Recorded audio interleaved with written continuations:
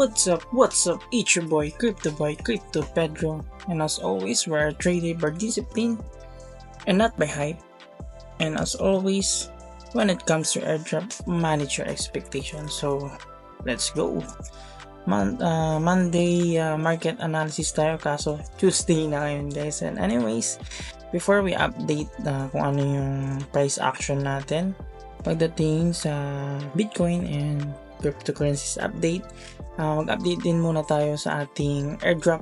And so congrats pala sa mga pumaldo dito kay Dogs. So ayan, kung titingnan nyo yung Dogs natin, maraming pumaldo dyan. So ayan, pumaldo din tayo ng sa Dogs. Ito, pumaldo tayo ng $109 yan.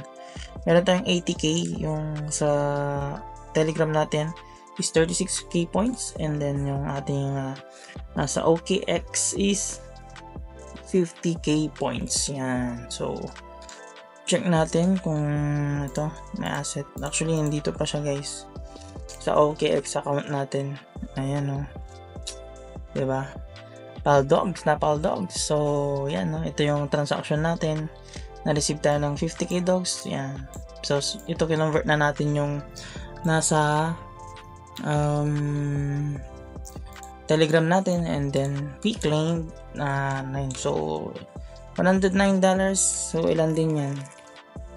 Kung titingnan nyo ang $109, so $109 times 55. Yan, 6k. Pumaldo tayo ng 6k. So congrats again sa mga pumaldo. Ayun, so congrats.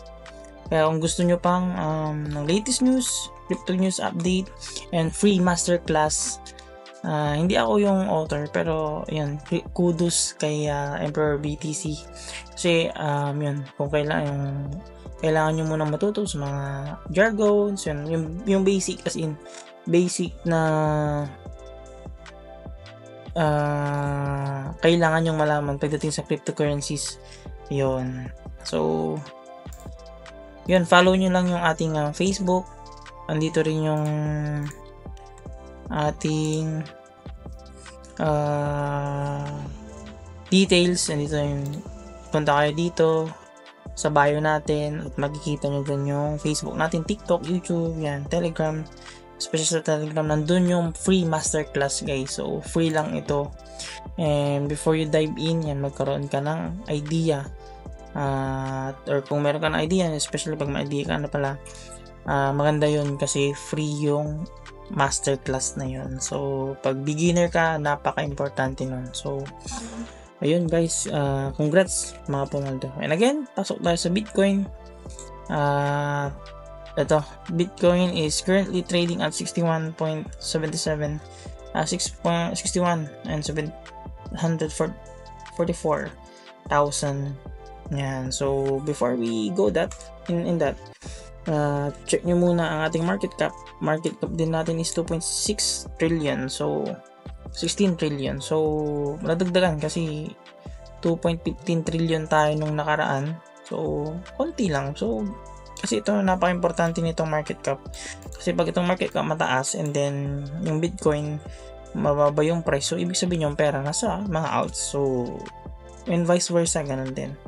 Kung mataas yung price nito, talagang mababa yung, ibig sabihin mostly yung pera ng tao nandito sa so makikita nyo naman dito ecosystem, so mga RAW yun guys. So kung tinitingnan nyo yan, always check the market cap. So check tayo ng price action. For now, yung dating resistance ng Bitcoin is ginawa niyang support. So nasa support tayo ngayon na dating resistance. Yan. So resistance yan kasi ito yung, kung naalala nyo yung last record natin, ito yung range nyo sa 4R. Diba, range nyo yan. So selling area nyo yan, kasi yan area nyo yan, selling yan multiple rejection saka multiple price supports. Yan. Yun ang support niyan. So, nandito tayo ngayon. Still, be careful trading, trade manage, trade yung mabuti yan. So, guys, nasa support tayo ng crypto, BTC. Yan. Tingnan nyo mabuti. So, ito yung chart natin. As always, yun pa rin. Pero, dito nyo makikita yung masterclass na sinasabi ko. Yung mga monthly closing, yearly closing, yearly opening, ATH, previous ATH, those are important levels. Why? Check this out. Diba? Ano yan, matagal ko nang nalagay kasi ATH noong April 2021. Ilang beses na tayo nag-record or may live, may record tayo every Monday, yung MMA natin. Ilang beses na tayong MMA. Nakikita nyo na yan, guys. So, tinan nyo kung anong ginawa ng market. There's a huge rejection to this area. Yan. Yan. Kung titingnan nyo sa 1 hour pa nga, guys, dalawa yan na rejection. Nahulaan ba natin yun? Hula-hula lang ba yan, guys? Diba hindi? Kasi nandyan na yung naka-indicate na yan dyan. Nilagay na natin dyan yan. Yan o. Facts. Ito din. At the same time, nung sinasabi ko sa inyo, guys, ano yung sinasabi ko sa inyo nung last week din? Because last week, yung price is nandito pa lang. Sinabi ko, I mean, yung as I say ito, nandito pa lang yung price. Nandito pa lang yung price, guys. Nagsabi na ako na kung gusto nyo i-trade dyan, wait for this setup, yung trend line na to. Nasa previous natin yun, video natin yun, guys. Wala pa tong price action na to, itong area na to. So, tsamba lang ba yun? I don't know. Ina-apply lang natin yung mga napag-aralan natin sa masterclass na free doon. Kaya kung gusto nyo matuto sa cryptocurrencies nga, guys, check our bio. Yun lang. So, update natin sa BTC. As of now, nasa-support tayo ng trend line. But then again, mas powerful yung mga horizontal kaysa sa yes, yung yan, horizontal kaysa sa mga trend line na paano ba yan? Ano ba yung lines? Oh, well, itong trend line na to, yan na yun. So, I forgot na yung anong trend line na ulit yung tawag dito. Basta yung mga slanting, mga ganyan. Importante ito yung channel na to, binasag na rin niya yung channel natin na yan. So, yun, ito yung nakikita nating support. And at the same time, sa moving average natin sa daily, nakikita nyo rin as support yun. Yan. Yan. Kasi, yung ginagamit nga natin indicator din, ito. Mix tayo ng price action and then at the same time, may mga indicators tayong ginagamit, guys. RSI and volume. Yung mga usual lang na ginagamit. Bakit ginagamit yun? Kasi ginagamit siya ng maraming trader. Pag ginagamit ng maraming trader, syempre, diba? Usually, kung ano yung bias nila, magiging bias mo. And then, yung kalaro mo dito ay si mga trader eh.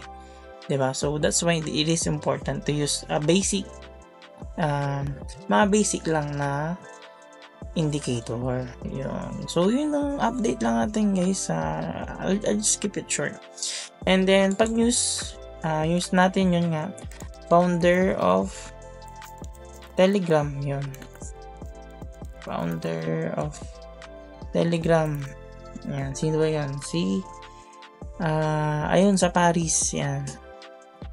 Na what is the Telegram arrested in Paris. So, ayan, si CEO Pavel Durov, kaya nagkaroon ng update din natin yung sa TON. Kaya nagkaroon tayo ng huge 13% ata yun, guys, na declined. So, yun 13% ata to eh. Pero, pag sa akin, tatanungin nyo ako, natural lang na mangyari to eh. Kasi ano bang ngayon? Ano bang date ngayon? And 25% pa pala. Pero malaki-laki talaga yan. Pero, yun nga. Ito ang alam ko yun. Nag-start dito yun eh. Kailan siya, parang natural lang na mangyari yun kasi ano ba yung ghost month ngayon guys, so expect kasi hindi ako FA actually, tinitingnan ko lang din, pero syempre may effect pa din yun, syempre importante yung FA, pero yun nga technically nakita ko pa din na ganun talaga mag-move yung market kasi syempre yung ton maraming gumagamit niyan, bumili nung nakaraan is, 'di ba, may mga airdrops tayo na yun nga base sa ton, so hindi, parang syempre may sell off talagang mangyayari para makabili ulit sa bottom yung mga gustong bumili, lalo na mga institutional trader, huge fund, ganun, 'di ba? Very understandable naman. Saka titingnan mo yung niya sa monthly, yan ba yung market crash?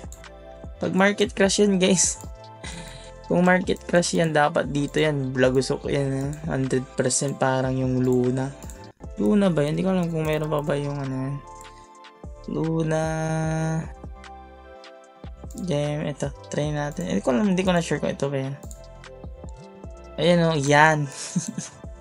Yan yung sinasabi nilang market crash. Again, ewan ko sa inyo guys kung paano nyo to makita, pero as of now, ayan, just creating lower siguro kung gusto nyong bumili. As for me, kung pwede pa niyang abutin kasi matagal pa naman tingnan nyo tong level na to or ito, or at least ito, malayo na yan. Ito muna kasi 2 touches yan. So if you're planning to buy this coin, not ton coin, I don't know, do your own research guys. But as for me, it's good to buy for me. So yun yung update natin din kung ano yung news na nagpapagalaw sa market. Malaking movement yan pag short nyo yan guys. Opportunity. So yun lang guys. Again, yung mga masterclass natin, so congrats ulit sa mga pumaldo sa dogs, katulad ko, 6k free money. And ang maganda doon, pag naka-receive kayo ng mga itong airdrop, fast to take profit, dapat i-take profit nyo agad to and use it, spend nyo yan. For me, as for me, ginawa natin doon, ilalagay natin siya sa business kasi may physical business tayong in-startup. Maliit lang yun guys, pero kakaiba tayo kasi yung kinikita natin online yung nilagay natin sa physical business.